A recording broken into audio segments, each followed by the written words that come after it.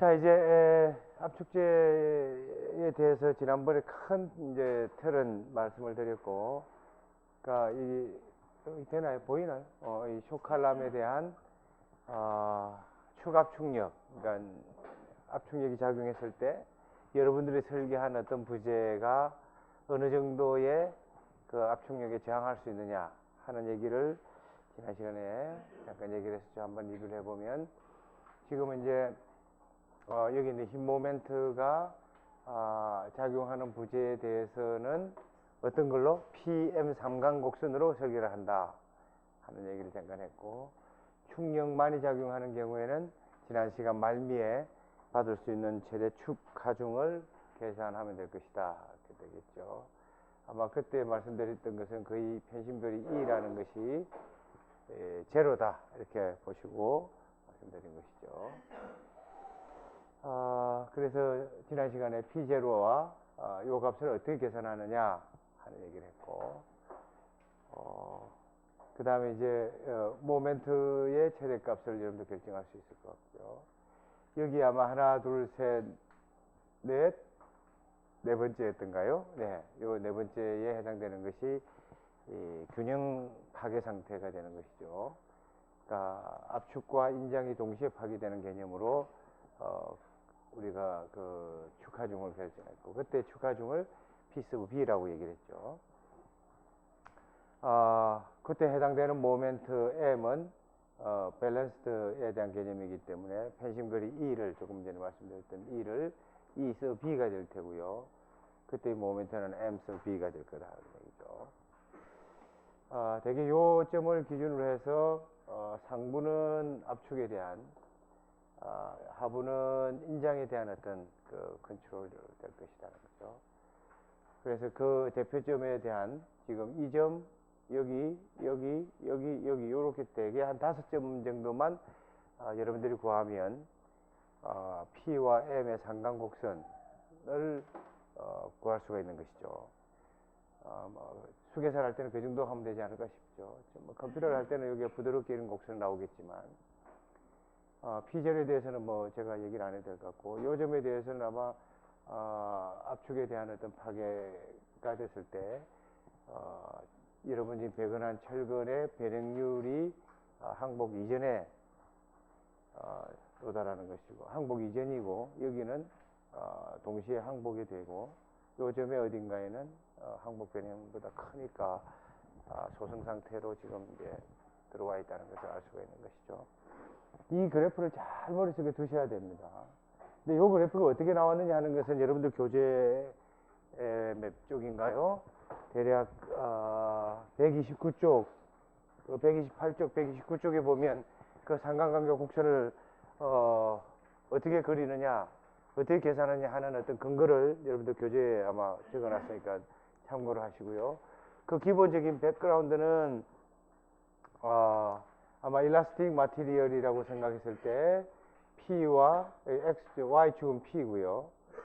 X축은 M이니까 P하고 M의 어떤 인터랙션 다이어그램을 되게 이 일라스틱 마티리얼이라고 가정하고, 그 개념적 그림은 아마 여러분들 교재에 나와 있을 겁니다. 물론 오른쪽에는 파지티브 모멘트, 클락와이즈 모멘트고요. 왼쪽은 카운트 클락와이즈 모멘트가 되는 것이고, 반시계 모멘트. Y축의 상부는 압축이 되는 것이고, Y축의 아래쪽은 당연히 인장에 대한 개념. 이 네 가지의 개념을 가지고 그래프를 그리면 이번하게 축력과 모멘트가 클락와이즈 모멘트, 축력과 압축력과 카운트 클락와이즈 모멘트가 그 반대 인장과 똑같은 모멘트로 작용한다 그러면 지금 왼쪽에 있는 이 그래프가 되겠죠, 사실은. 그러니까 축력하고 모멘트의 어떤 반비례 관계가 성립이 되는 것이고요. 그런데 이제 만약에 이 그래프에서 인장이 거의 없어지고요, 압축만 작용한다라고 가정하게 되면 이 다이아몬드 형태가 이렇게 위로 시프트 한다는 거지. 이렇게 시프트 하니까 지금 여기 보시면은 축력과 모멘트의 관계가 정대 또 줄었다가 다시 원점을 향해서 이렇게 가게 될 거라는 거죠. 물론 아주 이상적인 얘기입니다. 이건 아주 이상적. 이건 전혀 이제 압축이 작용하지 않은 상태는 지금 얘가 위로 이렇게 시프트할 테고요. 요 근거는 여러분들 교재에 있으니까 잘 제가 개념만 설명을 하겠습니다. 설명을 제대로 제가 해놨으니까. 만약에 인장이 어느 정도 걸린다라고 하면 그래프가 요렇게 아래쪽으로 시프트해 조금 무브해 내려올 거라는 거죠. 그러면 일상함만 보시죠. 뭐 압축과 클락와이즈 모멘트가 작용한다라고 하면 어떤 형태가 되냐면 요렇게 해서 요렇게 형태가 될 거라는 일상한이. 물론 이상한, 삼상한, 사상한에 대한 형태는 요거는 아마 요거의 반대 형태니까 뭐 같은 개념이 될 테고, 그죠? 그래서 지금 요 형태 충격하고 모멘트의 상관관계가 일정한 인장력이 작용했을 때에 이러한 형태가 일상한으로 작용할 거라는 거죠. 요 개념이 빼기 어떻게 하노? 요 개념이 이제 지금 보시게 되면 아까는 탄성이니까 당연히 리니어하게 되겠죠. 지금 비탄성은 커브로 나오겠죠. 일상한에서 보시면 기억하십니까? 이렇게 리니어해서 이렇게 줄어들었다는 개념이죠. 그러니까 요 개념이 뭐 여러분들 교재나 레퍼런스를 찾아서 조금 전에 요 그래프가 일상안에 있는 요 그래프가 조금 전에 보여드렸던 앞의 그래프 형태로 나오는 것입니다. 그래서 그거를 나중에 아마 오늘 수업 시간 말에 이런 조건을 줄 테니까 한번 그려보시면 좋을 것 같고요. 요 그래프를 굉장히 많이 그려야 되는 겁니다, 사실은.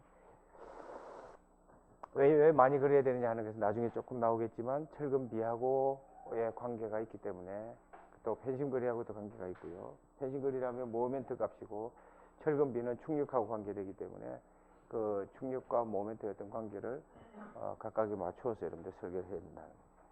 사실 기본 개념은 지금 요 그래프와 앞에서 보셨던 요 그래프가 같이 연동이 돼서 생각이 되면 조금 이해하기가 쉬울 것 같다. 참고로 하시고요. 자, 그래서 이제 P-not Y축에 순수하게 충격이 받을 수 있는 부분은 요 식이었다, 그죠? 요거는 콘크리트 포션이고, 요 0.85는 뭐였나요? 0.85? 장기에 대한, 그러니까 이걸 윗드니의 그 스트레스 블락의 0.85 FCK의 개념이 아니다는 거죠. 아시죠? 우리 휘임제 설계할 때 윗드니의 그 스트레스 블락의 0.85 FCK의 그때 0.85 값이 아니라는 거예요. 착각하시면 안 돼. 요거는 이제 여기 배근된 철근들의 부담축 하중이 될 거다 그런 얘기죠. 제대로 내 목소리 들리나? 영우 들려? 안 자고 있네. 대답하는 거 보니까. 근데 상당히 덥다. 무덥고. 그 뒤에 창문을 좀 열면 더 더울까? 열어놨나? 됐다. 됐어. 그대로 놔두세요. 너무 하면 또 좀. 예. 요게 이제 순수 축하중이 되는 것이고, 여기에 공칭 강도는 각각 20%, 15% 정도의 그 축하중 감소를 시킨 것이 공칭 감도의 개념이라는 거죠. 물론 이때 AG라는 것은 요 B 곱하기 H에 대한 것이고, 지난 시간에 설명드렸다시피, AST는 수직 방향의 주철근 단면적이 되는 것이고, 지난 시간 말에 아마 여러분들 누군가가 왜 이 횡보강근의 단면적은 빼지 않고 여기에 있는 AST만 뺍니까? 그런 질문들이 있었는데, 물론 엄밀히 따지게 되면 그 횡보강근에 대한 어떤 철근도 순수 단면적에서 빼야 되는 것이 맞는 것이죠. 그렇지만 적어도 압축에 대한 주철근 면적만 빼고 횡에 대한 것은 우리가 보수적으로 이렇게 생각한다고 해도 문제가 없을 것 같습니다. 아니면 이걸 일일이 압축 단면적으로 다 나누어야 되기 때문에 굉장히 번거로운 일이죠. FI는 철근의 항복 강도가 되고요. 이때 AST는 마찬가지로 만약에 요 횡보강근을 한다면 여기 또 다른 어떤 식이 또 들어와야 될 것이고, 그 횡보강근에 대한 어떤 축하중 분단 역할이 다시 들어와야 되는 거니까 공학적으로 봤을 때는 크게 의미가 없을 겁니다. 충분히 이 정도만 해도.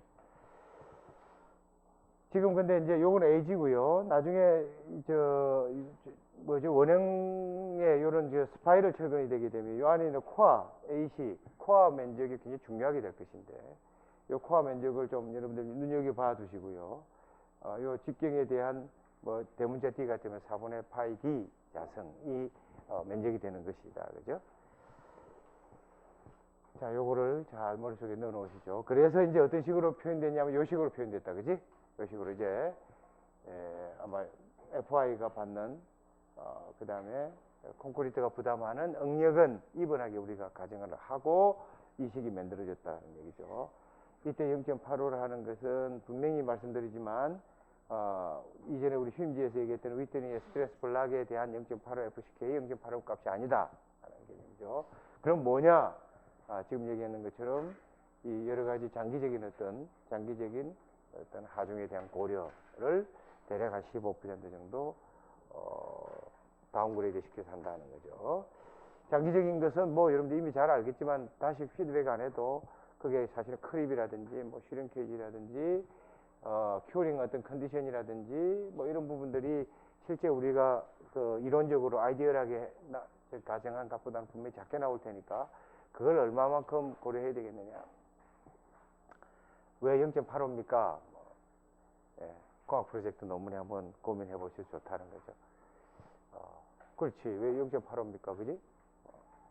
여기는 상당히 많은 의미가 포함되어 있다는 거예요. 많은 의미가 포함되어 있고, 그것에 대한 구체적인 어떤 포션을 여기 학부 때 설명하지 않고 넘어갈 겁니다. 0.80에 대한 것도 사실은 굉장히 고민스러운 부분이죠. 이건 지금 이제 띠철근에 대한 얘기니까, 요건 뭐 앞에 0.80은 뭐였나요? 예, 이 센트릭에 대한 건데, 이것도 역시 한계가 많은 값들입니다. 0.80, 그 다음에 0.85, 이 값들이 곱해지면 상당히 이 강도를 굉장히 저감시키는데, 이때 0.8이나 0.85에 대한 어떤 그 퀘션이 많다는 거예요. 조금 보수적인 아주 노멀한 기둥에 좀 보수적인 어떤 설계 개념이 들어가 있다는 것이고, 여러분들은 만약에 그 값에 대한 좀 정확한 정량적인 값의 의미를 알고 싶으면 레퍼런스 북이 아니라 논문을 좀 찾아보는 게 좋다는 겁니다. 그러니까 그게 귀찮으면 받아들이는 것도 좋은데, 네. 여러분들이 조금 리서치를 하겠다 그러면 왜 이 값이 되느냐 하는 거죠. 이것도 사실은 고민 아니겠습니까? 이것도 엄밀히 말하면 이 충력이라는 것이 절대 중심축압이 안 되는데 그걸 이분하게 그 압축 응력이 생긴다. 이 가정하는 것도 사실은 논리적으로 그게 퀘션을 가질만 하는 거죠. 그럼 그걸 어떻게 하느냐? 연구할 거리들이 많은 거죠. 만약에 좀 이따 나오겠지만은 원형 기둥에 나선 철근을 감아 올려서 컨파인먼트 이펙트를 얘기할 텐데, 뭐 예를 들면 쉽게 뭐 여기도 이렇게 띠철근을 이렇게 배건했어. 여기는 아마 이 죽음 간격이 가깝고 여기 죽음 간격이 굉장히 넓으니까 여기 띠철근을 이렇게 감았을 때 과연 이 응력이 나오겠냐 하는 거지. 아마 구속은 요렇게 요러한 어떤 그 곡선을 가지고 구속 효과가 발생되는데, 여기는 가까우니까 뭐 거의 직선 형태로 나타날 거고, 이게 촘촘히 되면 이렇게 곡선 형태로 만든다 하더라도 거의 직선 형태에 가까우니까 뭐 응격 상태가 비슷하죠. 얘는 이렇게 커베이처가 생길 거라는 거지. 그러면 이 부분에 응력 부분 달라질 거라는 거예요. 그래서 뭐 지금은 간단하게 0.8, 0.85배 하면 좋겠습니다 라고 얘기를 하고 하지만 엄밀하게는 굉장히 많은 그 의미가 이게 내포되어 있다는 것도 여러분들이 알고는 계셔야 된다 그런 얘기죠. 실제 아마 그 기준에서는 이런저런 것들이 누적이 되면 굉장히 큰 값이라는 거예요. 그러니까 기준에서 이 구조기술사들이 기준만 만족하면 하고 뭐 이렇게 나오는데, 우리 기준 만족하는데 왜 자꾸 문제가 생깁니까? 이렇게 된다는 건데, 기준을 만족했지만 실제 그 액티베이션은 그렇게 기준만큼 이론적인 값만큼 충분하게 그렇게 발휘되지 않았을 가능성이 높다는 거죠. 예전에 제가 어디 설계한 건물 중에 하나가 중간에 한번 말씀드렸는지 모르겠지만 S건설에서 뭐 시공한 건데 자기들 본사 중에 하나. 그런데 한참 있다가 제일 위에 꼭대기 슬래브가 크랙이 막 났다는 거예요. 근데 그 구조 계산서를 다시 제가 피드백해서 보면 이론적으로 아무런 문제가 없더라고요. 정말 이론적으로 충분히 안전하게 설계가 된 건데 왜 균열이 슬래브 바닥을 쫙 끼었죠. 예를 들면 이 바닥에 모서리를 따라서 쫙 갔더라고요. 모서리에서 좀 떨어진 거리에서. 기분 나쁜 일이죠. 뭐 그렇다고 해서 무너지는 건 아닌데 균열이 뭐 이렇게 났다는 게 기분 나쁜 일이네. 콘크리트에서 안 날 수는 없지만 구조에서 설계는 그런 어떤 법적인 부분은 뭐 이렇게 부딪히고 뭐 이런 거니까 좀 견디면 사는데, 그죠? 뭐 머리 조심 이러면 머리 구부리고 들어가잖아요. 뭐 그렇게 살아야 되는 것이고, 구조는 이게 잘못하면 안전에 문제가 되니까 이게 법적인 소재나 책임이 굉장히 크거든요. 이건 분명히 시공 잘못이다. 일단 그렇게 던져놓습니다, 하들. 그러면 건설회사에서 고민하기 시작합니다. 이거 적절히 뭐 타협을 하고 말까? 뭐 아니면 끝까지 가볼까? 뭐 이런 이제 고민하죠. 이제 우린 찜찜합니다, 사실은. 그렇게 던져놓고. 그래도 구조에서는 뭐 어떻게 나중에 마지막 보류는 나는 구조 기준에 준하여 설계했다. 보자, 단면이 구조 기준에 우리 만족하는지 안 하는지. 분명히 여유 있게 설계를 하거든요, 보통. 거기는 뭐 실수하지 않는 한 문제가 없다는 어떤 확신을 갖고 있으니까. 그럼 명백히 이거 나중에 기준이 잘못됐다 하면 나는 빠져나갈 수 있는 거고, 그 기준에 문제가 없었다 하면 시공 잘못이다, 너가 물어야 된다, 이렇게 논리가 그렇게 가는 겁니다. 클레임이라는 게 앞으로 여러분들이 아마 건설회사에서 클레임의 소소한 클레임부터 시작해서 굉장히 큰 클레임까지 뭐 여러분들이 담당해야 될 일들이 많을 겁니다. 정말 큰 건설회사로 가면 조금 조직이 있기 때문에 대처하기가 쉬운데, 좀 작은 건설회사는 일을 많이 배우는 대신에 그런 소소한 것들 여러분들이 직접 이제 해결해야 되는 일들이 많아지는 거거든요. 그때 분명한 사실은 여러분들이 난리지가 제일 중요한 게 아마 구조에 대한 그 고민. 나머지들은 사람과의 관계예요, 사실은.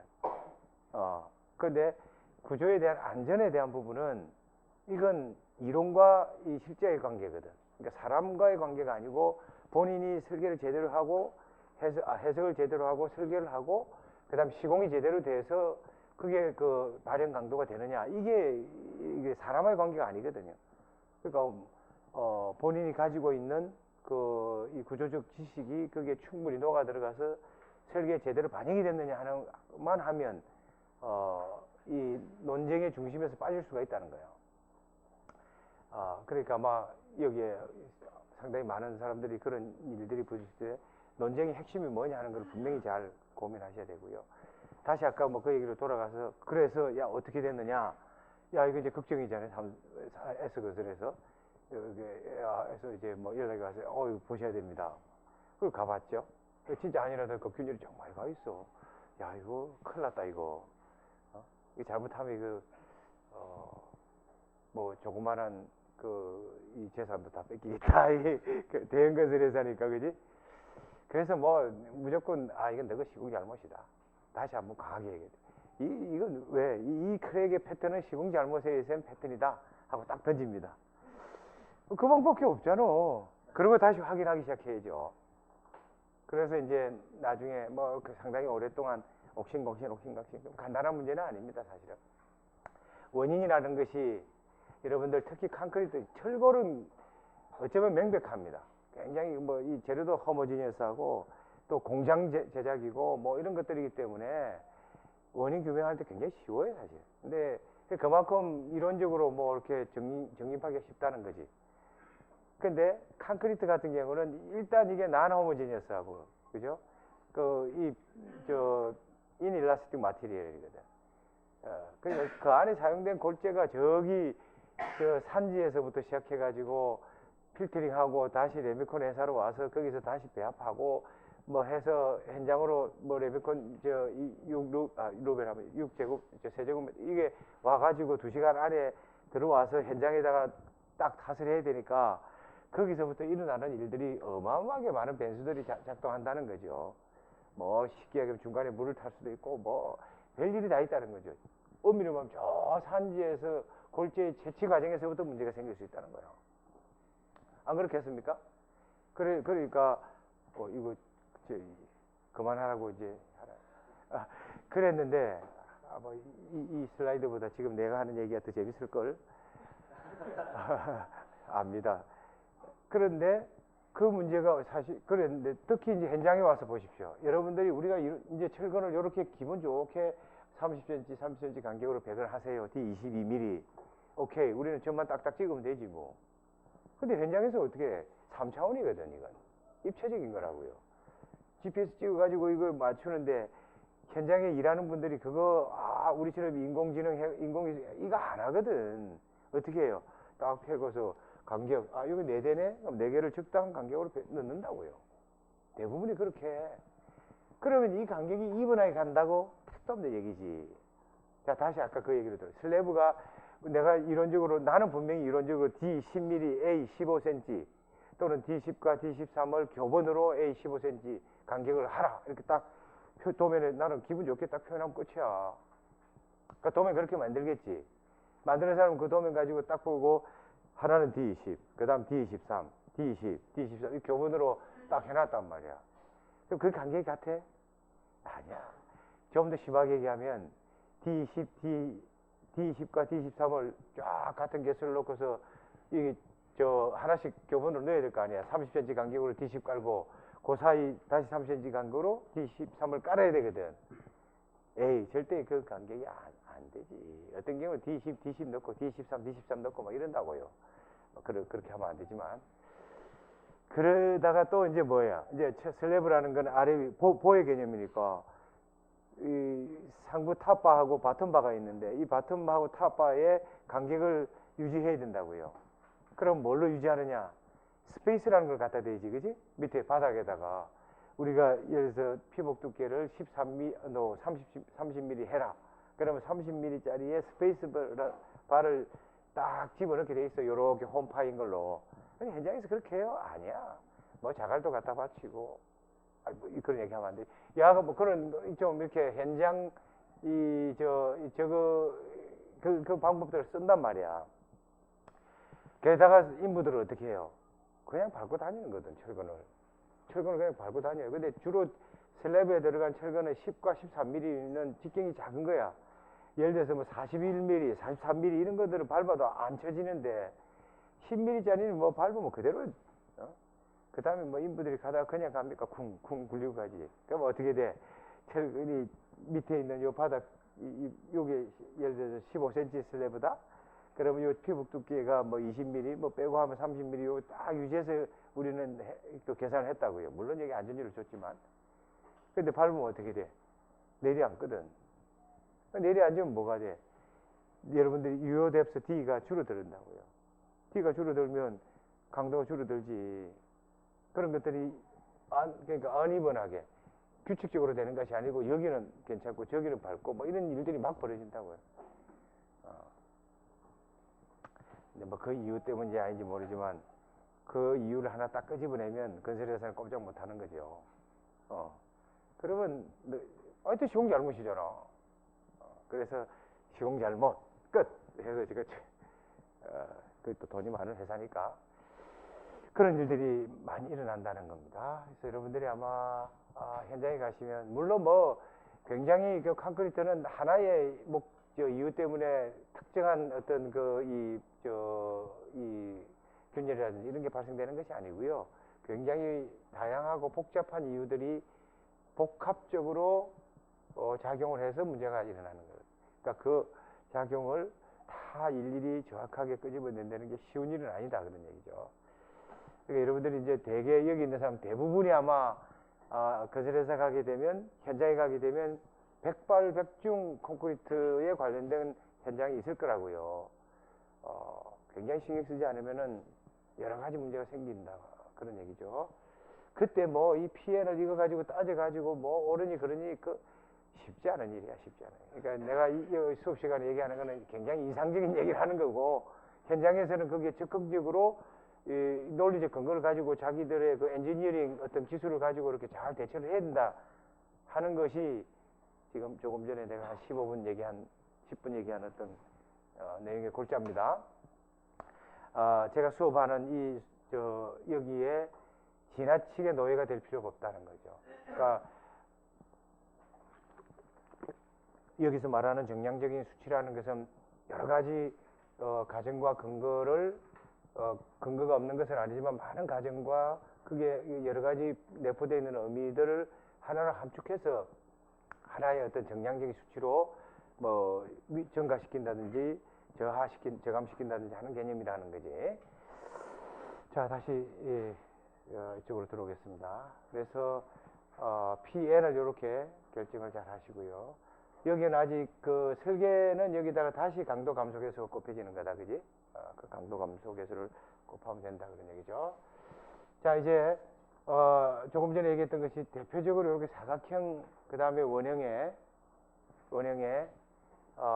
요 단면 BH를 결정을 했었고요. 정방향이면 BB가 HH가 되겠지만 되게 장방향이면 그러니까 기둥의 폭과 다른 쪽의 폭의 곱하면 그게 단면적이 되는 거니까. 그 다음에 이제 요 주철근에 대한 것들도 잠깐 얘기를 했고요. 지금 요 타이건은 어떻게 결정할 겁니까? 요 간격을 결정을 해야 될 건데, 대개 여기 쓰는 것은 D10과 D13을 주로 많이 쓴다고 그랬죠. 이 타이건에 사용하는 철근은 D10과 D13을 주로 쓰게 되는데, 요 간격을 얼마로 해야 되느냐 하는 것이 타이건에서 중요한 부분이 될 것이다 하는 거죠.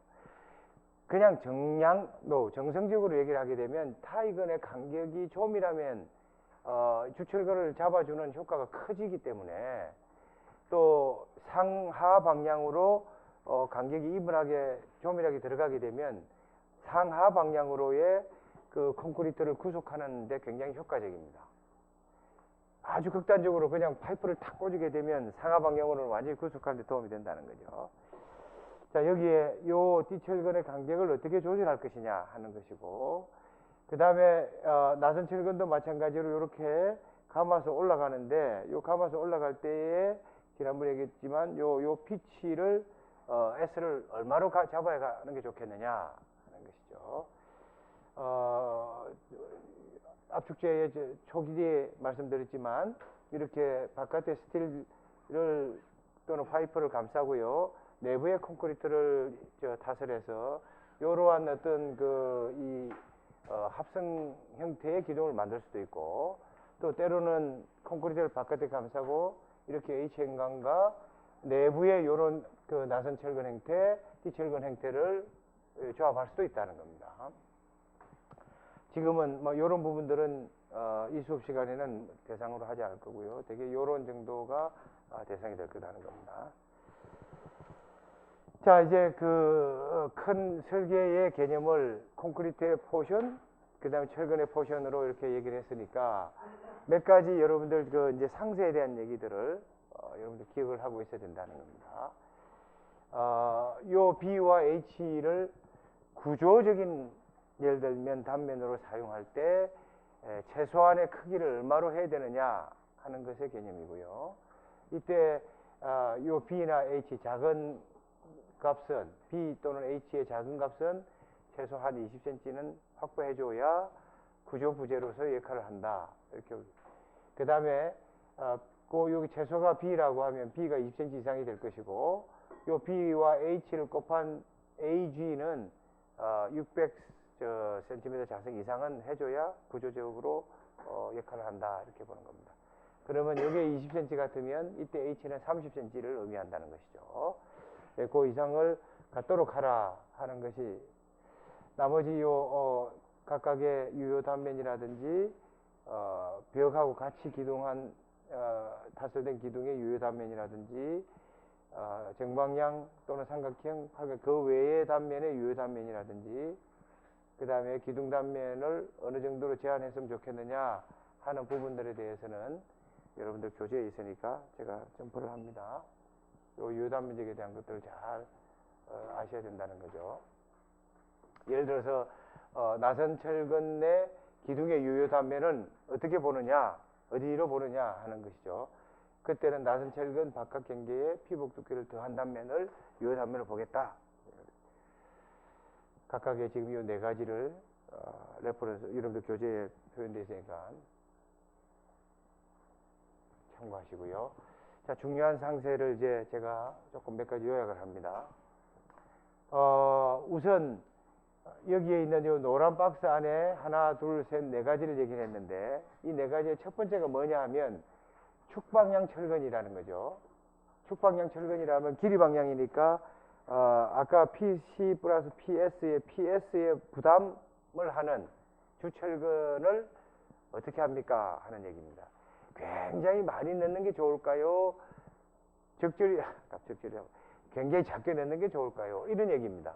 그러니까 굉장히 작게 넣어야 된다는 것은 주철근의 최소철근비에 해당되는 것이고, 그 다음에 굉장히 많이 넣는 것은 주철근의 최대철근비에 해당되는 겁니다. 최소철근비와 최대철근비를 제한하는 이유를 여러분들이 아셔야 되고요. 그 최대철근비와 최소철근비는 각각 1%와 8%를 우리가 제한하고 있다.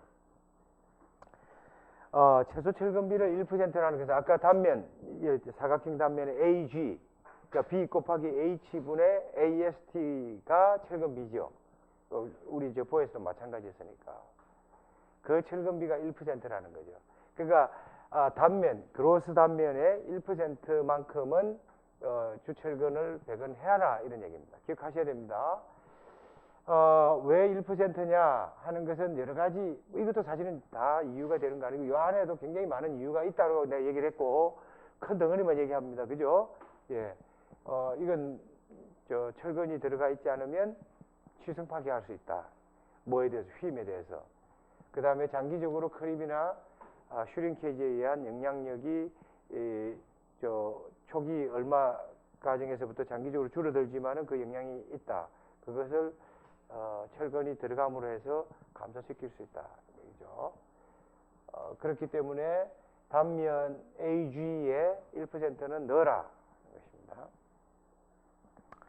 최대 철근비를 좀 얘기를 하죠. 최대 철근비는 8%로 이렇게 얘기를 하고 있습니다. 8배입니다. 그죠?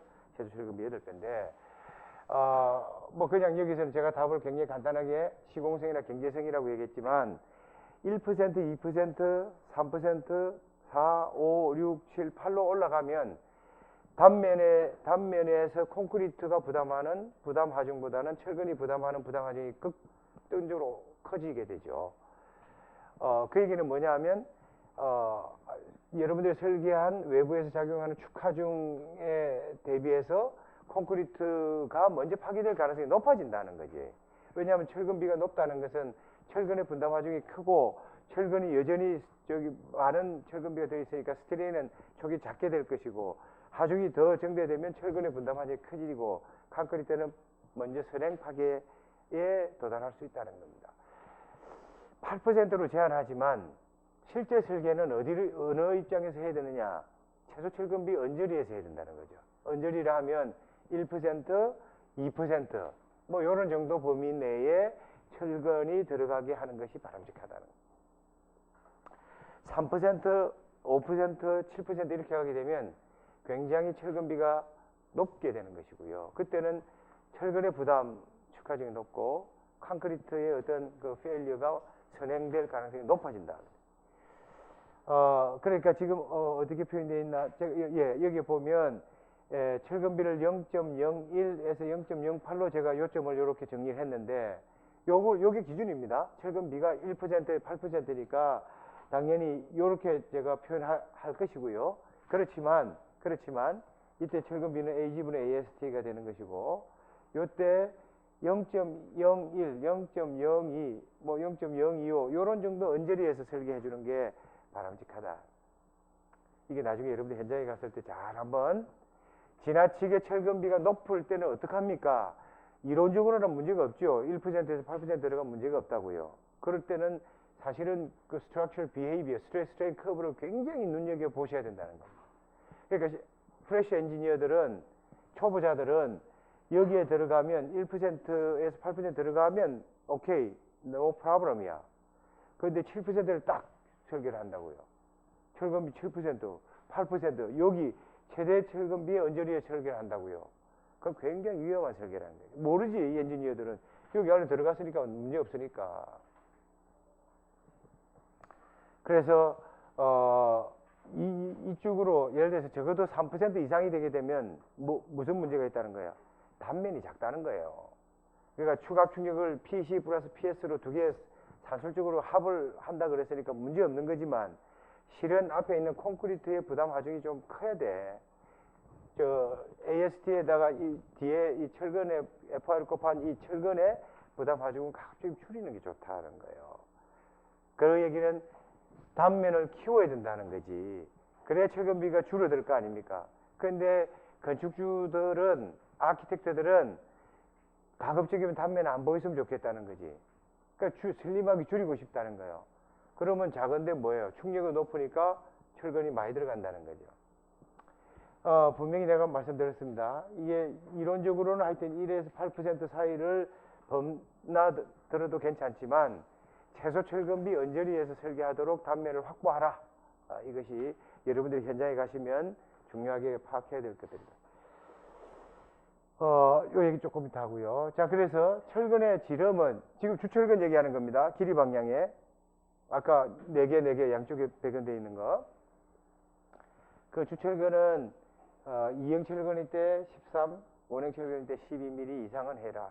그러니까 10mm, 9mm, 8mm는 주 압축 철근에 쓰지 마라. 그러니까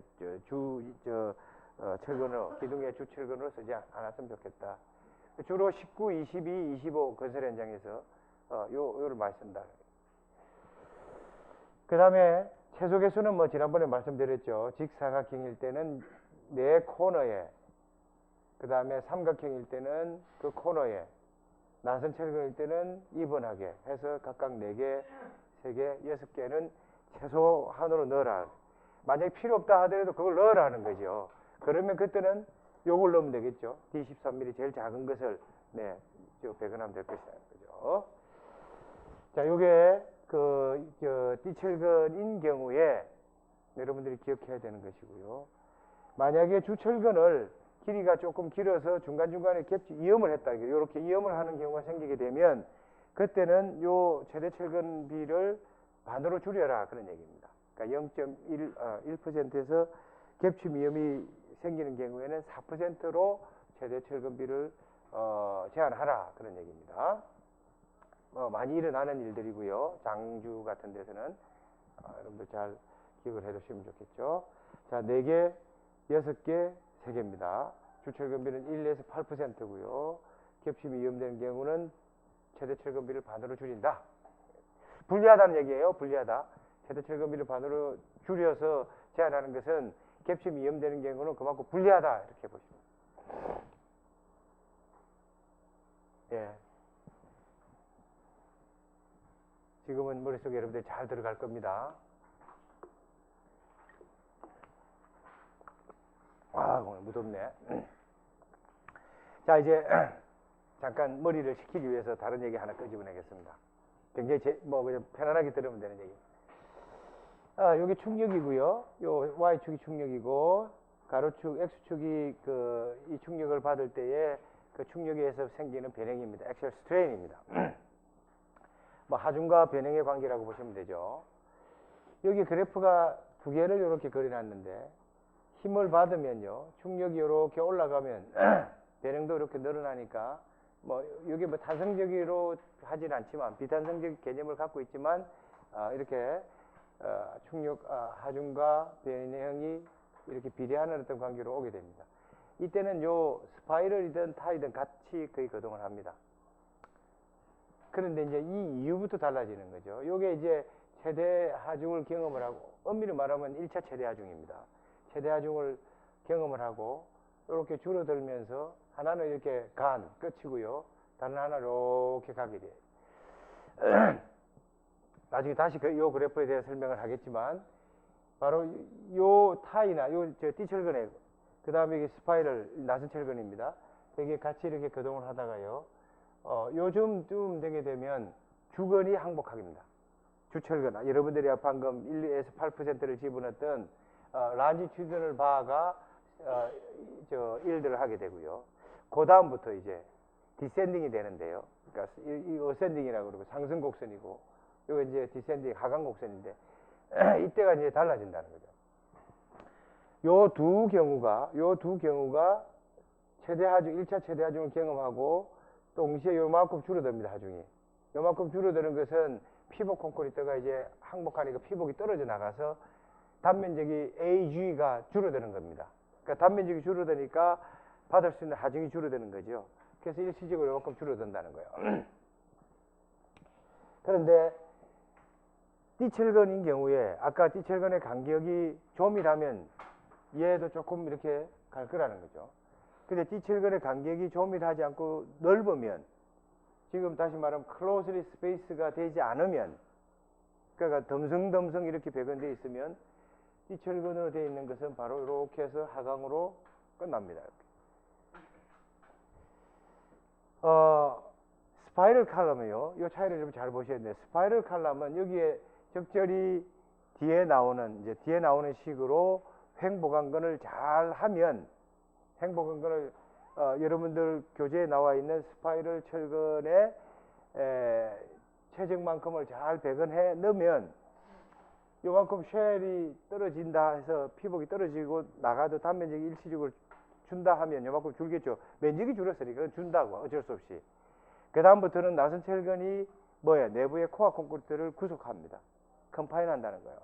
그러면 힘은 이제 어디서 받느냐? 처음에는 AG가 받다가 나중에 피복이 떨어져 나가면 이제 내부에 있는 스파이럴로 감싸고 있는 내부의 코어 콘크리트, 그렇지, AC가 힘을 받기 시작합니다. 그래서 재밌게도요, 잘 봐. 이미 AG는 분명히 AC는 AG보다 작은 단면적이야. 그렇지? 그러면 단면이 작다는 것은 그만큼 충격이 줄어드는 거야. 그럼에도 불구하고요, 여기서 AC가, 코어 콘크리트가 스파이럴에 의해서 구속되면서 연성을 쭉 경험을 하다가요, 저기 론지튜디널 스틸 바가, 그러니까 주철근이 항복한 강도보다도 좀 더 높은, 굉장히 이상적으로 제가 그랬지만 좀 더 높은 하중에서 파괴된다는 거예요. 이게 스파이럴 칼럼하고, 물론 이때 스파이럴 칼럼의 스파이럴 양은 기준에서 요구하는 양을 충분히 감아줘야 되는 겁니다. 다시 말하면 그 피치를, 우리가 필요한 그 소요 피치를 확보해 줘야 된다는 거예요. 그랬을 때 이 그래프가 나타난다는 거예요. 요쯤 하고 다시 좀 뒤로 넘어가겠습니다. 자, 그러면 조금 전에 말씀드렸던 요런 철근들, 요것이 횡보강에 의한 철근들인데, 여러분들 교재나 레퍼런스에서 횡보강 철근의 역할이 뭡니까? 라고 하는 거에 대부분의 역할들이 요 세 가지를 얘기를 하고 있습니다. 예를 들면 요거는 시공성을 얘기하는 거거든요. 주근의 위치를 확보해 주는데, 얘가 그냥 이렇게 길이가 있으면 이렇게 구부러질 수도 있고 뭐 펴질 수 있으니까 요걸로서 잘 잡으면 주근의 위치가 제 위치에 있다. 이게 시공성이야. 그죠? 첫 번째 거는. 그러니까 오케이. 그건 뭐 누구나 동의할 거라는 거죠. 그냥 길이 방향으로 쫙 있는데 옆으로 실을 하나 감아가지고 딱딱 잡아주면 그 위치 있다는 거거든요. 아무런 의미 없어. 그러니까 시공성을, 물론 중요하죠. 시공성이야. 두 번째, 세 번째가 역학적으로 굉장히 중요하다는 겁니다. 두 번째가 뭐냐면, 이 간격이 조밀하지 않으면, 이렇게 여러분들이 보실 때 넓으면 주근에 자굴이 발생된다는 거예요. 압축력을 받게 되면, 여기 압축력이 발생되면 응력은 어떻게 돼? 이 방향으로 퍼져나가려는 응력이 생기죠. 누르면 바깥으로 튀어나가려고 한다고요. 튀어나가려고 하니까 내부에 있는 콘크리트가 바깥으로 나오거든. 스폴 아웃 된단 말이지. 그럼 어떻게 하냐? 얘가 잡는 것이 아니고 얘가 잡는 것이거든. 주근이 잡아줘야 돼. 나가는 거에 대해서. 그 주근을 주근이 촘촘히 돼야 바깥으로 스폴 아웃 되는 것을 컴파인 시킨단 말이야. 근데 그 주근이 그냥 저 위에서 밑에까지 헐렁헐렁하면 주근은 자연스럽게 이렇게 갈 것이라는 거야. 그러면 누르면 하중의 직각 방향으로 깨진다는 거죠. 그게 자굴이지 않습니까? 그런데 그 주근의 자굴을 막아야 되는 거예요. 그래야 콘크리트의 코어 콘크리트가 스폴 아웃 되는 것을 막아주는 것이거든. 그 역할을 누가 하냐면 주근이 자굴되는 콘크리트 코어 콘크리트 잡아줘야 되는데, 그 주건이 좌굴되지 않도록 잡는 것이 뭐냐면 횡철근이라는 거예요. 굉장히 중요한 얘기입니다. 그래서 이 지금 요같이 이렇게 주건이 좌굴되면 여기에 여기 하나 들어갔다고 가정을 해보면요. 지금 여기 횡철근이 하나 들어갔다고 가정을 하게 되면 지금 여기에는 그 좌굴 형태는 한참 후에 생길 거라는 거죠. 저항할 거라는 거지, 좌굴에 대해서. 그러니까 횡보강철근 얘들이 요 간격이 적절히 배건을 해주게 되면 역학적으로 얘의 주건의 역할을 방금 말씀드렸고 그 주건이 좌굴되는 것을 억제해 준다는 거죠. 그러니까 요 메커니즘이 굉장히 중요하다.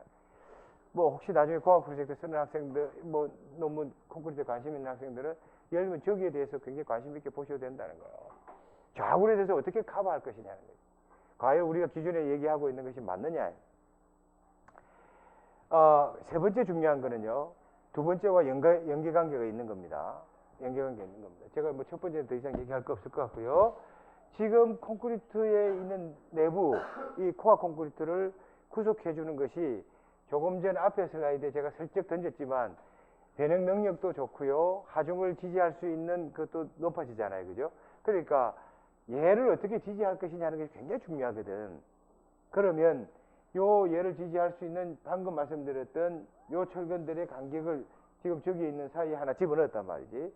그러면 요 상태는 어떻게 되냐면 요렇게 주건을 좌굴이 될 수 있는 거리가 요 거리거든. 요 거리니까 굉장히 크다는 거예요. 요렇게 공률에 대한 반대 방향으로 요러한 공률만큼이 사실은 코어 콘크리트가 되는 거예요. 다시 말해 요렇죠. 요런 코어. 근데 요 간격이 조금이라니까 잘 들어 조른 학생. 요 간격이 조금이라니까 요 공률이 작아진다는 거죠. 하나가 더 있다라고 하면 요 공률은 더 작아질 거라고요. 그 사이에 하나가 더 있다 그러면 그냥 직선이야. 그러니까 다시 말하면 요 전체 내부에 있는 전체 단면적이 코어 면적으로 될 거라는 거지. 그런데 반면에 이게 하나가 없어서 넓어지면 요렇게 지금 요 보이시는 요거 봐봐. 요 공률. 요 안에는 요게 코어 콘크리트의 의미로 된단 말이지. 그러니까 뭐예요? 코어 콘크리트 단면적이 확 줄어버린다고요. 굉장히 준다는 거야. 그래서 우리가 이론적으로는 이 콘크리트의 구속 면적을 어떻게 보느냐면 주철근 사이를 저렇게 주건의 어떤 그 좌굴의 어떤 개념과 유사하게 이렇게 공률을 만들어 준단 말이지. 여기도 마찬가지로 여기도.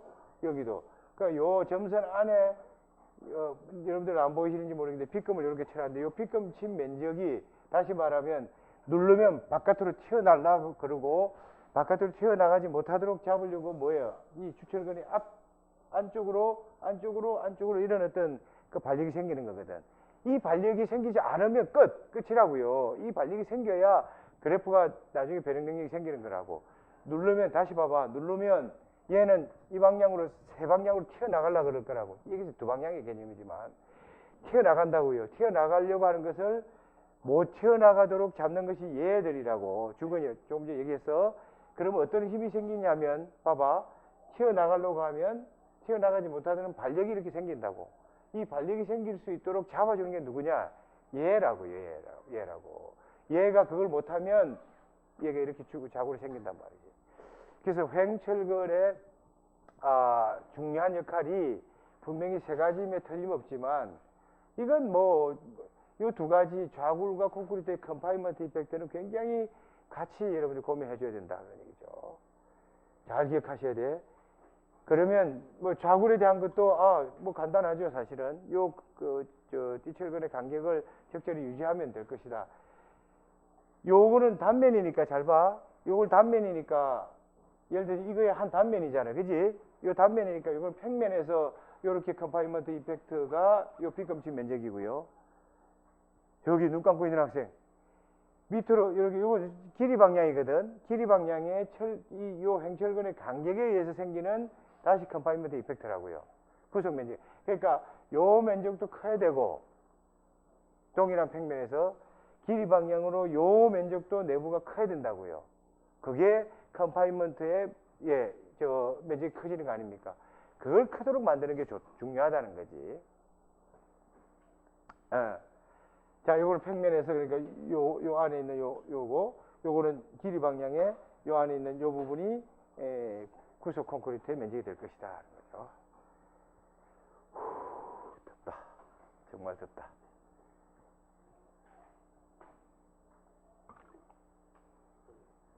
속 면적이 넓어지는 건 좋은데 근데 그 구강들이 많아지게 되면 안쪽으로 자구를 주철근에 자구를 할 가능성은 있습니다. 자구는 안쪽으로는 거의 생기지 않는 것이 논리적으로 본다면 그 길이 방향으로 압축을 가하게 되면 여기 있는 요 압축을 가했을 때에 이 힘이 어디로 전달되냐면 이렇게 나간다는 거죠.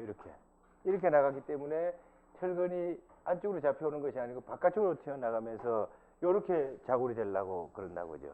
그러니까 힘이 이렇게 생기죠. 만약에 안쪽으로 오면 바깥쪽으로 다시 힘이 발력이 생겨야 되는데 여기서 눌렀을 때는 여기서 보시면 이렇게 블로우아웃 된단 말이지. 그러면 이렇게 나가지 않도록 잡으려고 그러면 그 반대 방향의 힘이 다시 이렇게 안쪽으로 들어오는 것이거든. 이해하시겠습니까? 예. 내부로 자굴이 생기는 경우는 콘크리트가 코어 콘크리트가 사실 있으니까 안쪽으로 들어오려 하는 것은 굉장히 디펜스가 되는 거고요.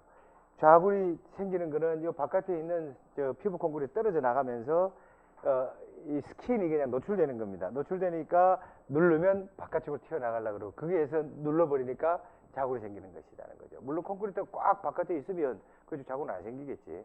예, 이렇게. 자, 이제 뭐 이 부분을 너무 깊이 여러분들 내 교재에는 여러분들 어디에다 몇 페이지인가 설명을 해놨을 텐데요.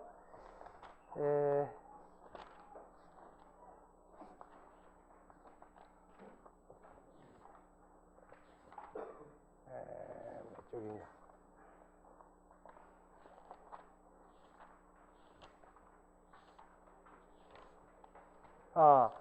교재의 110쪽, 111쪽, 110쪽, 111쪽을 참고해서 그 이론적으로 횡보강 철근 뭘 얘기를 하려냐면 요 뒤에 있는 뒤에부터 먼저 오죠. 조금 어려운 얘기인데 요 식을 여러분들이 나중에 잘 아셔야 되거든요.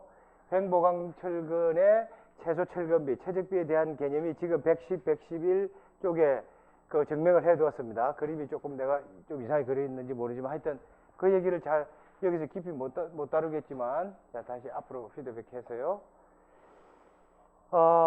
방금 얘기했듯이 요게 이제는 아시겠죠? 컴파인드 콘크리트의 면적이 요 안에 있는 것이고요. 요 빗금치 내부의 면적이다. 이 철근에 대해서는 낮은 철근인 경우는요 훨씬 더 유리해집니다. 훨씬 더 유리해지는 것이 이렇게 감아올 거죠. 개념만 하면 이렇게 감아올 거라는 거죠. 그러니까 얘는 어찌 보면 X방향, Y방향으로 주로 누르게 되면 이 방향으로 스포라우드, 이 방향으로 나가든지 되는데 나선 철근으로 감아져 있는 원형 기둥 같은 경우는 누르면 이 방향, 이 방향, 이 방향 세 방향으로 이렇게 나간다는 거죠. 이렇게 눌렀을 때 시그마 1 방향, 시그마 2 방향, 시그마 3 방향으로 스포라우드 되는 거죠. 그러니까 그거를 이렇게 감싸고 있으니까 어느 방향으로도 똑같이 이번하게 잡아주고 있다는 거지. 그래서 요게 이제 스파이럴인데 요게 SP인데 뭐 여러분들 방금 내가 그 표지에 그 설명을 해놨으니까 잘 보시고요. 요게 SP인데 요 SP에서 받을 수 있는 응력을 시그마라고 한다 그러면 각각의 요게 시그마 SP가 되는 것이거든요. 눌렀으니까 누른 거에 이렇게 바깥으로 튀어나가려고 하는 것이죠. 그죠? 그런데 요 잘라서 요게 요렇게 원형이니까 요 잘라서 보게 되면 그 반력에 해당되는 응력이 다시 여기 작용이 될 거고요. 그것이 각각의 시그마 1, 요 시그마 2니까 시그마 3에도 마찬가지로 이렇게 될 거라는 거죠. 그러니까 왜 컨파인먼트를 하는데 나선 철근이 유리하냐? 그러니까 이건 전 방향으로 스파이럴 전 길이 방향에 비슷하게 하중들이 작용. 마치 우리가 어떻게 돼? 사람이 물속에 딱 들어가게 되면 이 방향, 이 방향, 이 방향에 다 작용하는 수압이 비슷한 것처럼 그렇게 된다는 거예요. 그래서 이제 그 개념으로 요게 스파이럴 요렇게 감아서 요렇게 내려오는 거니까 요게 피치란 말이죠. S. 요 피치 간격을 얼마로 해야 되느냐 하는 게 중요한 거고요. 그 간격에 대한 것이 방금 내가 말씀드렸던 요러한 논리적 근거를 가지고 여기에 2ASPF 잠깐만 얘기하면 요게 하나가 ASPFI고 이쪽 양쪽이니까 두 개가 들어가는 것이고요. 여기에 작용하는 각각의 입원한 응력을 FL이라고 하면 요 직경을 DS라 그러고 요 직경에 대한 저 스파이럴 철근의 직경입니다. DS라 그러면 요 응력에다가 ds, 요 직경에다가 요 간격을 곱하면, 우리 휨에서 얘기했던 것처럼 간격을 곱하면 포스가 되는 거니까, 그 두 개, 얘가 받을 수 있는 요 포스하고 얘가 하는 저 외부의 포스하고를 같이 놓고 풀면 우리가 원하는 어떤 응력을 계산할 수가 있다는 거죠. 여기까지만, 여기 조금 여러분들 어려운 얘기니까. 그 다음에 이것도 기억하지 마시고요. 기억하지 마세요. 그냥 한번 슬쩍 지나가겠습니다. 자, 아까 제가 어떤 얘기를 했었냐면, 만약에 철근이 요렇게 4개가 들어가 있다는 거죠. 이게 주로 대학원에서 강의하는 건데, 잠깐만 얘기를 하면, 실제 이번에 우리가 아까 저 0.85Fck 이렇게 했단 말이지. 아니야, 절대로. 아니라는 걸 말씀드려요. 여기에 이러한 어떤 응력, 여기 주철근이 있는 쪽에서는 응력이 높아지고요, 당연히. 거기서 멀어지면 응력이 줄어들 거라고. 이런 2차 포물선 형태의 응력을 갖게 된다고요. 그런데 만약에 얘가 2개가 이렇게 3개가 되게 되면, 잘 봐, 밑에서 3개가 되게 되면 요 포물선이 공률이 줄어들겠지. 4개가 되면 훨씬 더 줄어들 거고요. 이게 원형이 돼서 이렇게 쭉 하면 거의 전 단면에 비슷하게 생길 거라는 거죠. 그러니까 낮은 철근에 대해서는 훨씬 더, 왜냐하면 6개 뭐 이렇게 해서 쭉 깔거든, 전체를. 그러니까 훨씬 더 이 형태로 갈 가능성이 높다는 거죠. D철근이 되면 여기서부터 이렇게 갈 가능성이 높다는 거죠. 그래서 우리는 얘를 2가지 선으로 얘기를 할 수가 있는데, 실제 액츄얼 커브가 이렇게 환한 블루 라인으로 가게 되면 그거의 평균값으로 할 것이냐, 얘하고 요 낮은 거하고의 평균값을 이렇게 잡아서 할 것이냐, 대부분 그렇게 합니다. 그러니까 테스트 데이터 같은 거, 실험 결과들은 그 테스트 데이터는 대부분 뭐 이렇게 분산도가 있으니까 대부분 얘와 얘의 고래 평균으로 해가지고 이퀴블런트 프레쉬를 가지고 되게 그 분석을 한다고요, 이런적으로. 그렇거나 아니면 약간의 응력에 대한 어떤, 여기 조금 요 면적이 높은 게 작고요, 요 줄어드는 게 면적이 크다 그러면 요 사이를 조금 적절히 보정해 가서 할 수도 있죠. 그런 트라이 한다는 거죠. 그렇게 뭐 이렇게 고려할 수도 있다, 이렇게 볼 수가 있는 거죠. 우리는 여러분들의 교재의 그 논리는 그냥 에이브리지 값으로, 평균 값으로 딱 그 같이 놓고 전 단면이 이번하다 이렇게 보고 설계한다는 겁니다. 그러니까 나중에 여러분들이 공학 프로젝트 한번 해보라 이런 얘기죠. 뭐 이거에 대해서는 지금 여기에 작용되는, 내부에 작용되는 FL은 조금 전에 말씀드렸지만 그 2식의 평행 조건 갖고 풀면 된다는 얘기죠. 시간이 잘 가네. 자, 다시 이쪽으로 옵니다. 이제 다시 이 그래프를 잘 보십시오. 제가 그림을 4개를 올려놨는데 이미 여러분한테 말씀드렸던 내용입니다. 예를 들면 D철근하고 나선철근하고가 거의 유사하게 이렇게 오다가요, 거의 유사하게 옵니다. 근데 이제 타이드 칼럼을 먼저 한번 볼게요. 여기서 아까 주철근의 항복이 이루어지고요, 타이드 칼럼 같은 경우는 되게 이렇게 날아가 버리죠. 파괴된다는 거예요. 스파이럴은 적절히 횡보강철근을 잘 감으면 지금 이렇게 3가지의 어떤 형태를 우리가 구현할 수가 있어. 스파이럴 양을 굉장히 헤비하게 할 수가 있죠. 피치를 굉장히 작은 값으로 만듭니다. 촘촘히 간다는 거지.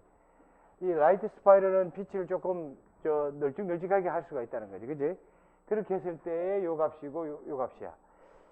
그런데 우리가 기준에서 얘기하는 그 이 P 값은 여기거든. 요 값이란 말이야. 그러면 굉장히 헤비하게 스파이럴도 라이트하게 스파이럴도 아니란 말이죠. 그 사이쯤 이렇게 기준을 만들어 놨어요. 그러니까 여러분들 기준을 이해할 때 잘 봐. 그냥 ACI의, 예를 들면 우리 KCI도 비슷합니다. ACI의 기준은 스파이럴이 굉장히 헤비하게 라이트하게 그 중간쯤이 어디에 해당되느냐 하면 초기의 하중보다 이렇게 조금 올라가서요, 2차 여기 하중에 해당되는 것이 바로 나선 기둥의 P 값에 해당되는 것이야. 그러니까 스파이럴로 배건된, 잘 들어, 스파이럴로 배건된 나선 기둥에 받을 수 있는 축하중 P라는 것은 그 스파이럴이 헤비도 아니고 라이트도 아니고 중간쯤 되는 값이 2차 하중이 2차 최대 하중이 만나는 그 하중을 정한 거예요. 요 하중이 아니고, 다시 말해서 다 이쪽 그냥 개념 여기 볼게요. 요 개념, 그 개념 여기야. 예를 들면 나선기둥이 처음에 피복이 여기 되게 철근이 항복하고요. 피복이 떨어지면 단면력이 준단 말이죠. 단면 줄면 일시적으로 강도가 떨어져. 잘 봐. 그리고 이제 코어 콘크리트가 작동하기 시작합니다.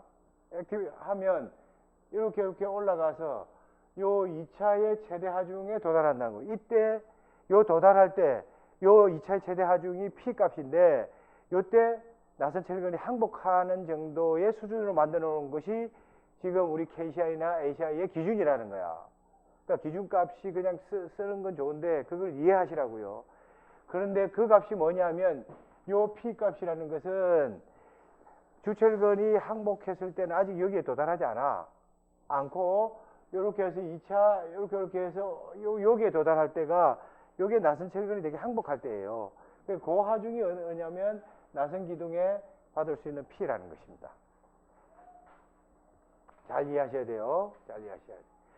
자, 그래서 요게 이제 요 주철근을 충분히 서포팅하지 못했을 때 일어날 수 있는 좌굴의 타이드 칼럼은 이러한 형태로 깨져 버린다는 거죠. 변형 능력도 굉장히 작고요. 여기에 충분히 콘크리트 쉘이 스폴 아웃 되더라도 요게 촘촘히 감고 있으면 이때 P와 델타, P라는 것은 축하중이고 델타라는 것은 그 축변이를 얘기하는 겁니다. 그때의 요 P라는 것을 얼마만큼 받느냐? 예, 이게 나선 철근이 항복했을 때의 그때의 강도를 P로 우리가 잡고 있다. 그러니까 그 얘기는 뭐냐면 충분히 주철근도 나선 철근도 항복을 경험할 수 있도록 설계를 해야 된다는 거죠. 어느 하나가 먼저 깨져버리면 지금 이 개념적 커브라는 것은 절대 우리가 경험할 수가 없다 그런 얘기예요. 이해하시겠습니까? 자, 이 뭐 복잡한 듯 하지만 간단하게 이 개념을 띠철근과 나선철근이 1차, 2차 최대 하중이 어떤 의미냐 하는 것을 잘 여러분들 기억했으면 좋겠다. 그러면 요 피치를 어떻게 결정해야 되느냐? 여기에 항복해야 되니까 어느 때 여기에 해당될 때 항복할 수 있도록 피치를 계산하면 되는 것이라는 거죠. 이해하시겠습니까? 정량적으로 어떻게 가는 근거를 제가 말씀드렸습니다. 그럼 어떻게 해야 됩니까? 뭐 여러분들 책에 있다는 거죠. 잘 봐. 자, 띠철근의 수직 간격이요. 조금 전에 말씀드렸던 요 간격. 요 간격을 얼마로 합니까? 하는 것이 여러분들 교재에 나와 있죠. 어떻게 나와 있냐면 이 세 가지 얘기. 요 세 가지 중에서 제일 작은 값으로 결정하라 이렇게 되어 있습니다. 뭐 여러 가지 내가 얘기를 했지만 빨간 것만 잘 기억하면 좋을 것 같은데요. 빨간 것만 기억하면 안 되고 빨간 거를 더 중요하게 기억하라는 얘기지. 여기에 뭐라고 되어 있냐면 세 가지의 값을 제한하고 있습니다. 제일 첫 번째, 제일 밑에 있는 것은 BH입니다. 기둥의 그 그러니까 폭 중에서 제일 작은 값보다는 작아라 이런 얘기야. 기둥의 폭이 뭐 30이면 30cm보다는 작아라 그런 얘기야. 이거는 교재에 다 있어. 뭘 찍고.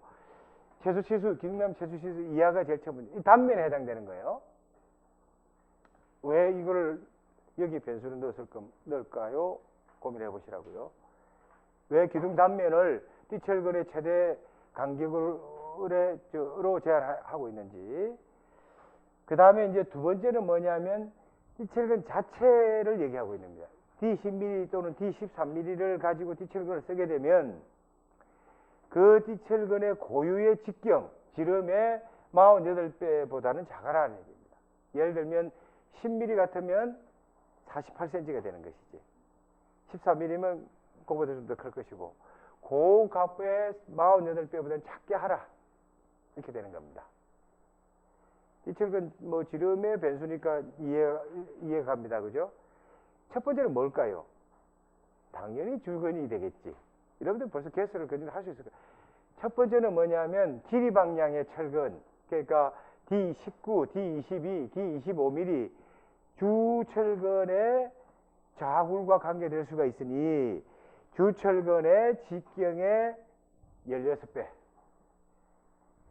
그러니까 D 만약에 22mm다. 그러면 뭐 20 정도 가다 잡으면 32cm가 된다는 겁니다. 이해하시겠습니까? 예. 그러니까 첫 번째는 주철근의 직경의 16배, 자기 사용되는 띠철근의 48배. 그러니까 띠철근과 주철근, 자기, 그죠? 그 다음에 단면의 최소치보다는 작게, 이렇게 제한하고 있답니다. 요 중에서 작은 것을 띠철근의 수직 간격을 하라. 나머지 참고를 하시고요. 피복 두께는 우리 강도설계법에서는 뭐 특별한 경우를 제외하고 그 압축제는 보부제와 같다. 그러니까 보나 기둥은 휨제와 압축제의 피복 두께는 40mm로 한다. 특별한 경우를 제외한 경우입니다. 예. 그렇게 되고 굉장히 강도를 높게 쓰면 30mm를 줄일 수 있다. 이렇게 조금 완화시키고 있습니다. 그러니까 콘크리트의 설계 기준 강도가 보통 24, 27, 30MPa 쓰는데 40MPa 이상을 쓰게 되면 피복 두께를 1cm, 10mm를 줄여도 좋다. 그만큼 콘크리트의 고강도 콘크리트가 내구성에 유리하다. 뭐 이런 얘기가 되겠죠. 이렇게 됩니다. 나머지 까만 글씨로 되어 있는 것이 중요하지 않다라고 얘기하지 않습니다. 잘 보시고요. 띠철근 설계는. 자, 요게 이제 일반적으로 배건되는 경우입니다. 굉장히 많죠, 종류가. 예.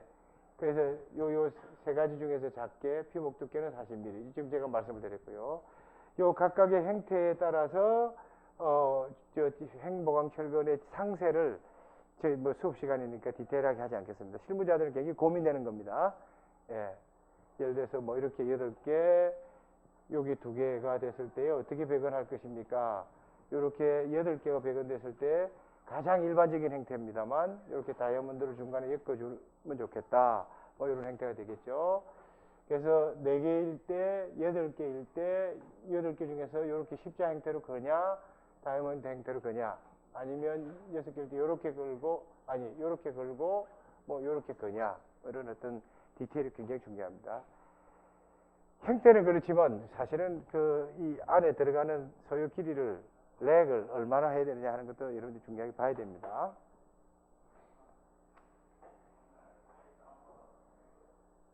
누구? 바깥이. 자, 여기 띠철근에 대한 거. 400kg 포스켓에 40MPa 이상일 때 피복 두께를 좀 완화시켰다는 것이요. 자, 요 슬라이드는 좀 머릿속에 이렇게 그냥 각인시켜 놓으면 좋을 것 같아요. 자, 이제 띠철근에 대한 얘기, 디테일은 다 얘기를 했고요. 나선철근에 대한 상세에 대한 얘기입니다. 나선철근에 대한 상세도 뭐 제가 요렇게 했지만 이게 요쯤이 하니까 요것만 기억하는데 이게 조금 안 좋은 뭐, 하여튼 요거라도 기억을 하라는 얘기입니다. 지금 나선철근의 중요한 어떤 몇 가지 사항을 여러분들 기억하면 좋겠다는 거죠. 자, 우선 핵심부터 좀 얘기를 하면 나선철근을 사용할 때는 되게 사용하는 어떤 스파이럴 철근은 지름이 한 9mm 정도 돼야 되겠다 하는 얘기입니다. 물론 실험을 할 때 우리가 7mm짜리도 쓰고 뭐 5mm짜리도 씁니다. 다운그레이드 시켜가지고. 그러니까 구조부지에 실제 사용할 때는 9mm 이상이 좀 됐으면 좋겠다. 그런 얘기고.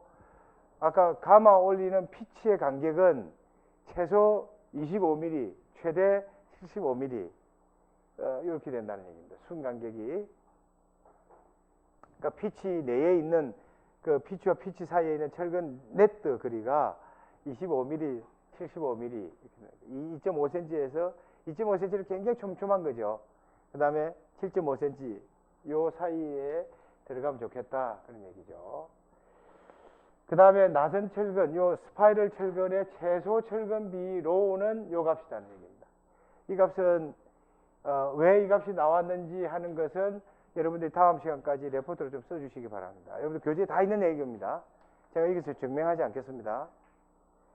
아마 증명을 하다 보면 이때 로우 S가 여기 0.45로 지금 되어 있지만 아마 평균방 이 최적하고 코어 평균방 정식을 세워놓고 보면 저게 0.425로 딱 떨어지지 않을 겁니다. 여기 0.45로 떨어지지 않는다고요. 0.425입니다, 여러분들. 실제 산술적인 평행반경식 결과는. 그러나 기준에서는 그냥 좀 보수적으로 0.45 값을 쓰고 있습니다. ACI도 그렇고 우리 KCI도 마찬가지입니다. 그러니까 0.45에다가 AC는 아까 얘기했는 코어에 해당되는 나선기둥의 코어 단면적입니다. 그죠? 4분의 파이 DC, 아까 DC 기억합니까? 내부의 코어 단면적. 그러니까 바깥 이 피복 두께를 제외한 것입니다. 요게 분모에 들어가고요. 분자는 바깥에 있는 지름, 직경 D에 의해서 결정되는 AG입니다. FI하고, FI는 나선 철근의 직적이고, FCK는 콘크리트 강도가 되겠죠. 예, 그런데, 이렇게 우리가, 요 식으로 ACS분의 ASP, 요게 제너럴 솔루션이 될 것이고요. 요 값은 0.45 AC, AG-1, FI분의 FC. 이건 뭐 철근 콘크리트니까요. 요게 앞에 계산되는 철근비의 개념이 되겠죠. 요 값을 최소 값으로 한다. 요 값 이상으로 한다. 이렇게. 우리가 피복 콘크리트가 분명히 있지만 실제 실험을 해보면 피복 콘크리트 방리 전의 최대 충격은 아까 기억하십니까? 그래프에서 이렇게 가가지고 2차 최대 하중, 나선 철근이 항복하고 뭐 그때쯤 돼서 최대 철근이 최대 축하중이 됐잖아요, 그지? 그러니까 그때는 이미 피복 콘크리트 떨어져 나갔잖아요. 기억하십니까? 피복 콘크리트 이미 떨어져 나갔다고요. 그래서 쉘이 스폴아웃 됐을 때 일시적으로 충격이 줄어들었거든. 그러다가 다시 코어 콘크리트가 쫙 힘을 받으면서 나선 철근이 항복할 때 2차 최대 하중이 됐단 말입니다.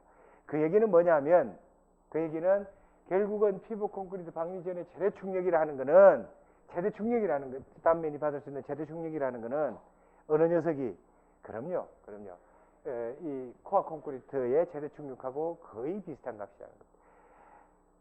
이 얘기 무슨 얘기인지 다시 안 해도 이해하시겠죠? 예. 그 그래프에서 올라가서 주철근 항복하고 그게 P값하고의 갭이 있다. 어떨 때는 뭐 얼추 비슷하지만 그 다음에 다시 쉘이 됐다가 피복 다시 올라가서 2차 최대 하중이 나선 철근에 이미 피복 콘크리트 떨어져 나간 상태이기 때문에 엄밀히 따져보면 요 핵 단면에 의한 충격이 피복 콘크리트가 방리하기 전에 최대 충격하고 거의 비슷해진다. 이 개념으로 풀어서 철근비를 구한 것이 이 값이라고요. 그것이 여러분들 아까 몇 페이지입니까, 교재? 거기에 이 증명을 해두었습니다. 요거 기억하시죠? 최소 철근비는 0.45 AC 분의 AG-1, 그 다음에 철근 콘크리트 FI분의 FCK, 이 값 이상으로 하라. D철근에 왜 최소 철근비는 없었습니까? D철근은 어떻게 계산합니까? 그 세 가지 값 중에서 최소 값을 D철근에, 물론 23.1이면 23.1로 하면 안 되지만 20cm로 해야 되겠죠. 자, 요게 이제 정리가 되고요. 나선 철근은 9mm 이상, 25mm 이상, 75mm. 요 간격이고요. 요 지름. 최소 철근비는 요 값으로 하고요. 그때 최소 철근비의 제너럴 솔루션 요거고, 이때 FYT는 700MPa 이하로 우리 기준을 하고 있다. 잘 기억하십시오. 아까 이제 거의 다 와갑니다. 좀 빠르게 지금 진행하고 있는데요. 좀 덥지? 우리 뒤로 한번 스트레칭 한번 하자. 한 5분 내에 끝낼게. 좀 많이 갔다. 지금 요게 2003일 때, 요게 2007, 2011일 때, 요게 P에 해당되는 거고요. 요게 M에 해당되는 겁니다. 그러니까 한 예를 이렇게 가져오면 되게 뭐 요런 식으로 되는데, 여기서 올라가면 요게 1%입니다. 철근비가 1%, 2, 3, 4, 5, 6, 7, 8%예요. 그러니까 지난번에 내가 이 개념은 얘기를 했다, 그죠? 철근비가 많으면, 철근량이 많으면 이게 안으로 바깥으로 나오고, 그러니까 여기 철근비가 크면 요 컵으로, 철근비가 작으면 요 컵으로 이렇게 된다는 거지, 상징적으로. 그러니까 요게 충격에 해당되는 것이고, 요게 모멘트에 해당되는 것이라고요. 예를 들면 요 그래프는 콘크리트가 나중에 뒤에 27메가파스칼이고 철근이 400메가파스칼이고 요 사이에 저 철근과 철근 사이의 간격이 아니고 철근 사이의 거리가 요 전체 단면의 한 80% 되는 경우 0.8인 경우다는 거죠. 그때에 요런 그래프가 나오고 0.9면 요런 그래프가 나오고 요 경우 수가 굉장히 많을 거라는 거죠. 철근의 간격이 좁아서 전체 그 간격에 비해서 크냐 작으냐 철근비가 많으냐 적으냐에 따라서 요러한 그래프들이 만들어질 거라고요. 이게 PM 상관곡선입니다. 자, 이제 그 PM 상관곡선 하나 가져오면 예를 들어 얘가 이제 단주의 설계의 순서입니다. 단주의 설계 순서인데 여기에 제일 먼저 그러니까 저 쇼칼럼의 설계를 하려 그러면 첫 번째 재료 강도를 결정해야 되겠죠. FCK, FY. 그래야 요 두 번째 두 개의 항이 결정되는 거라고요. 그래 그 그래프가 하나 만들어질 거라고. 그 다음에 외부의 P와 Mu를 계산할 수 있죠. 1.2D 플러스 1.6L에 의해서 충격과 그 다음에 모멘트 값을 계산할 수 있죠. C1, C2, C3 기둥 기억하십니까 여러분들? C2는 X방향 또는 C2에는 Y방향으로 모멘트가 C3는 코너니까 X, Y 방향이 동시에 모멘트가 작용하는 그 각각의 충격과 모멘트를 두 번째 문제 계산해야 되고요. 그 다음에 단면 가정을 해야 된단 말이지. 단면 가정. 단면 가정 우리 어떻게 할까? 단면 가정은 우리가 P0가 뭐 콘크리트 0.85 FCK 어쩌고 AG 뭐 마이너스 AST 플러스 철근 FA AST 그 값을 가지고 AG의 변수로 끄집어내면 되겠지. 무슨 말인지 아시겠습니까? AG의 값으로 끄집어내면 요식이 될 거라고요. 나중에 요식이 되면 요 PU는 우항이 되는 것이고요. 요거는 저 콘크리트의 부담 요 뒤에 거는 철근의 부담의 함수를 이렇게 끄집어낼 겁니다. 그러니까 AG를 나중에 시간이 오늘 좀 좁아서 안 될 텐데 개념만 얘기하겠습니다. 그 다음에 여기서 FCK하고 FY는 여기서 가정을 했으니까 아는 값이야. 그지? PU도 아는 값이지. 외부에 작용하는 하중에서 충격을 계산. 뭐가 몰라? PG를 모른다고요. 철근비거든. 철근비. 철근비를 내가 얼마쯤 언저리에서 최소 철근비 언저리쯤에서 하라 그랬잖아요. 최소 철근비가 1%, 언저리라면 2%. 언저리라는 표현이 맞는지 모르겠다만 내가 표준 하여튼 뭐 그 근처에. 그래서 이때 PG를 로우 G를 1 내지 2%로 가정을 하라는 거죠. 가정을 하게 되면 여기 값을 아는 것이고 그러면 요걸 아는 거니까 AG를 안단 말입니다. AG를 알면 B 곱하기 H가 AG잖아요. 그러니까 그러면 여기서 AG를 알면 단면을 알 수가 있다는 거죠. 철근 강도도 알고 외력도 알고 P하고 M도 아니까 P에 해당하는 여기고 M은 이 값이라고요. 물론 딱 그 값을 표현된 게 아니야. 여러분들 레퍼런스에 보면 이 적절히 상징적으로 그걸 표현하고 있다는 거죠. 그러면 여기서 철근비가 1%로 가정했다. 그러면 요 커브야.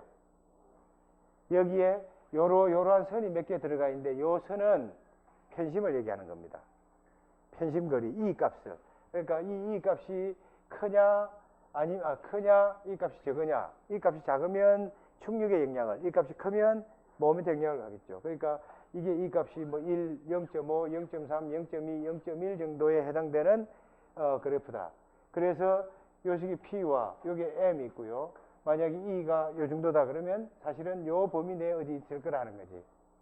자, 그래서 이제 이건 뭐 고민할 거 없겠고요. 감마라는 것은 요 사이 값이거든. 요게 잘 봐. 요게 H면 요 주철근 센터까지의 거리를 감마 H라고요. 감마는 1보다 큰 값이가 작은 값이가? 작은 값이죠. 그래서 대개 요 값이 0.8, 뭐 0.9, 0.7, 0.6 요 정도 범위에 있게 됩니다. 근데 대략 한 0.8 정도의 범위에 있게 되거든요. 그래서 이때 감마를 계산하라 그런 얘기죠.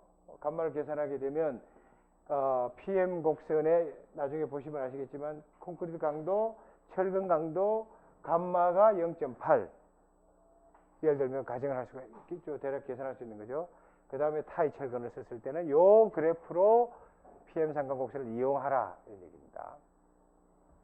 그 다음에 이제 요 AG는 여기서 계산됐고 PG는 여기서 가정해서 그게 이 PM 상관곡선에서 정확하게 철근비를 계산할 수가 있겠고요.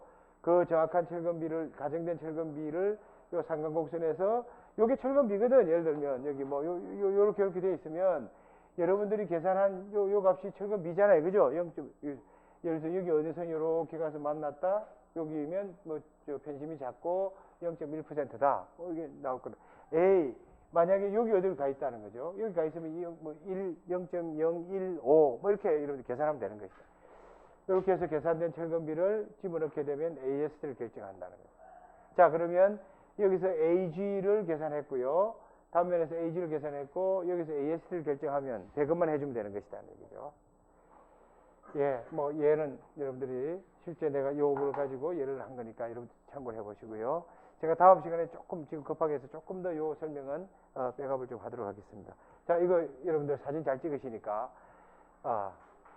사진 잘 찍으니까 일주일 드리겠습니다. 일주일. 다음 주 화요일이 아니고 목요일로 하면 된다는 거죠. 예. 까지 요 PM 곡선을 띠철근일 경우에 지금 여기 각각의 경우에서 순수 P는 PN, PB, MB, 그 다음 PU가 클 때, MN이 클 때 PM 상관곡선을 그려보라 이런 얘기입니다. 그러면 그 사이는 직선 보관하세요. 그 사이는 직선 보관으로 하시라고요. 예. 예, 요거를 다음 주 목요일까지 해서 제출해 주시길 바랍니다. 자, 오늘 여기까지. 좀 길었습니다. 아우, 더워서 고생했어. 예. 예.